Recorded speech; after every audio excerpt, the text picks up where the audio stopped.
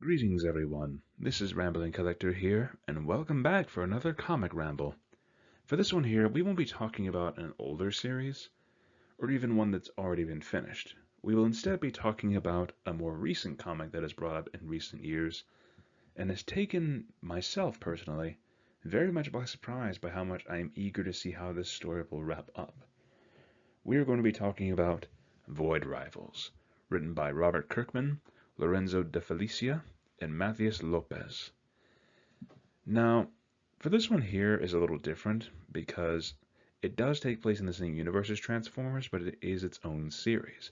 However, this is now part of the shared universe that they have going on, known as the Energon Universe, which incorporates stories both from G.I. Joe characters, the Transformers themselves, and many other spin-off characters that you normally wouldn't have thought of, but who do pop up pretty regularly in Void Rivals, as well as the Cybertronian race themselves. But let's go ahead and talk about that, shall we? So first and foremost, with Void Rivals, taking place within the shared universe of the new Transformers series, this new comic provides a new gateway into this shared comic universe, truly emphasizing just how vast the galaxy is beyond the Transformers themselves. Now, one of the things I will say about previous Transformers series is that a lot of times it is very focused on the Cybertronians, which, I mean, it makes sense because this is the Transformer war that we're looking at. We want to know how the Autobots and Decepticons will go about their warfaring. But Void Rivals offers us a chance to see more of the galaxy beyond the Transformers, to truly showcase that while their war is terrible, it is merely a small thing in the many different galactic adventures, and even other wars that might be going on throughout the galaxy that they, the Cybertronian race, may not be aware of. But even then, they are still very much intrinsically linked to the events within this distant star system, especially between these two rival alien races. Now, our main story does not follow many of the Cybertronians, and instead follows these two random enemy pilots, Derek and Solila, two members of opposite alien races. But what I love here is that during their first meeting, they're obviously going to be opposed to each other, but as the series progresses, they gradually realize just how similar they truly are, as they peel back the ruses both of their races have crafted from warfare. And really, that made for an intriguing read. But, seeing how close they might be to the Cybertronian race, that actually surprised me, especially for the fact when, mild spoiler here, Springer, of all people, actually points out that the gems on their foreheads are actually reminiscent of Energon ports. And to me, hearing that tells me that we might be looking at a very far distant cousin race for the Cybertronians. Meaning that while they do have some mostly biological makeups, there could be some technological in there as well. Especially for the fact that the Quintessons themselves are involved as well. And that also leads into another great strength of Void Rivals, which, seeing other iconic races such as Skuxoid I believe his name is, the bounty hunter, and of course the Quintessons themselves, like I mentioned before, it made it for a fun time whenever they would pop up in the series, adding further layers of connection throughout. Now the Quintessons, I believe, are very much involved in this story because, for whatever reason, Derek and Solila's races, they are involved with the Quintessons, more specifically, their creator. And to me, it leaves me wondering what this whole mystery is about. Why do the Quintessons hate this particular person the most, whom it turns out is actually an ancient Cybertronian prime? And there is a lot of further mysteries that remain to be unexplored, and quite frankly, I'm very excited to find out more. As I've said, I've recently only read the first two collected paperback acts for it, but there is a third out, and you can bet that I'm going to be grabbing it here very soon to understand more of the mysteries because, again, the story has had me gripped. Like, it starts off slow. You see these two races at war, you think, oh, we're about to see a repeat of the Autobot-Decepticon war. No.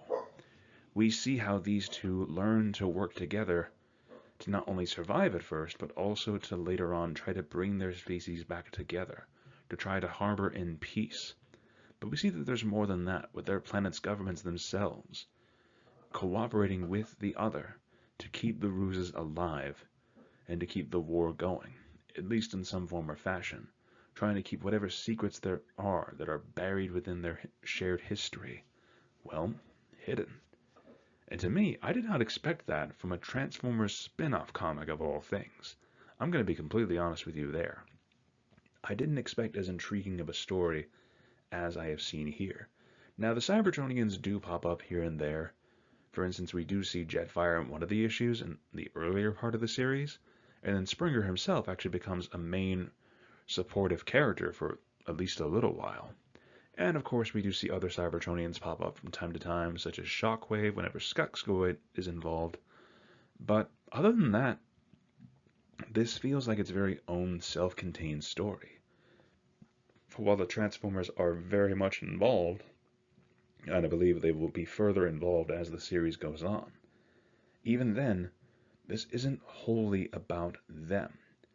This is about what could be a cousin race. And honestly, I'm very intrigued by that.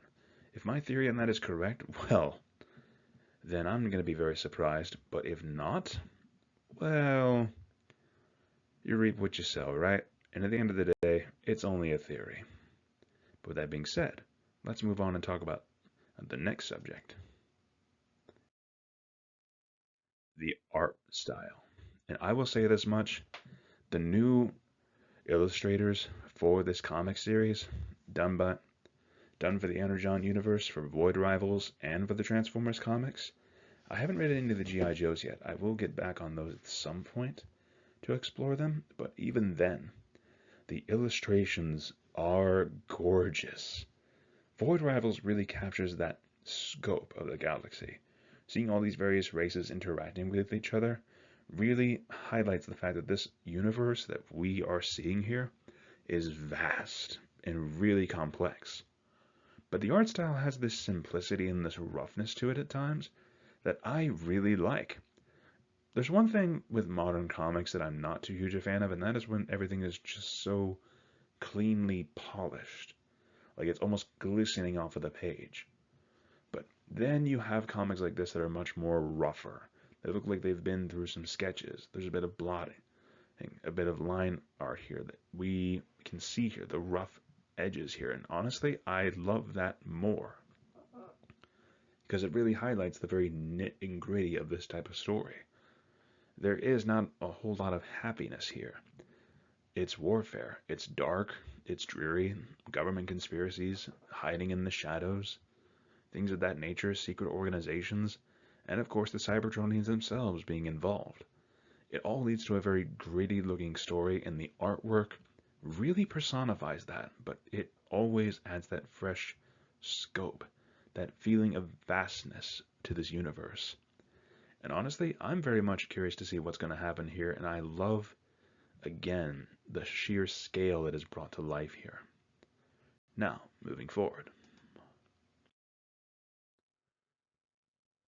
So, for random thoughts here, Derek and Salilla, I'm honestly wondering what's going to happen with those two, especially with what I saw at the end of Volume 2. Then again, with Volume 3 now available again, I don't know.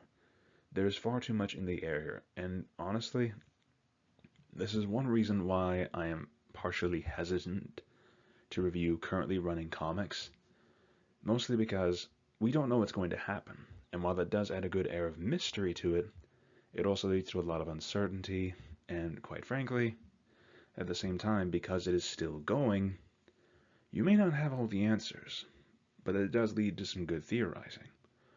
Now, with Void Rivals, because it is in this vast universe, that also leads me to believe that I need to start catching up on the Transformers comics, which, to my knowledge, I have started with the single issues. But now I'm thinking of switching over to the trade paperbacks because so much has happened since then that I really need to catch up on. I remember the early issues, though, for Transformers blew me away, and this is coming from someone who has fully devoted themselves to collecting the IDW series at one point or another. And no, I'm not just talking about the new series either, folks. I'm talking about the old series, the one that ran from 2006, 7, or 2005, all the way to 2018. Yeah, I devoted a good chunk of my wallet and a good chunk of my time collecting those particular comics, and I loved them. Now, this new series, from what I have seen, both from Void Rivals and from the glimpses I've seen of the Transformers single issues, I'm very excited to see what's going to happen here, because this really does not hesitate to get down into the nit and gritty of the Transformers war. It doesn't hesitate to cast that dark shroud that we see here. And oftentimes, IDW would do the same. And that's what enthralled me, was their storytelling. They were not afraid to dive into some very grim and dark topics. That's one thing that I love, though, about comics like these, is that they're not afraid to dive into some heavy subjects. Void Rivals, of course, has those. Transformers as well. And I'm assuming the G.I. Joe comics as well. But the fact that this is all one shared universe makes for some very hefty, but very exciting reading overall. And honestly, I'm very tempted to read more both for Void Rivals and for Transformers, just to find out what's going to happen in this vast universe that has been crafted. There's always more to think about, don't you think?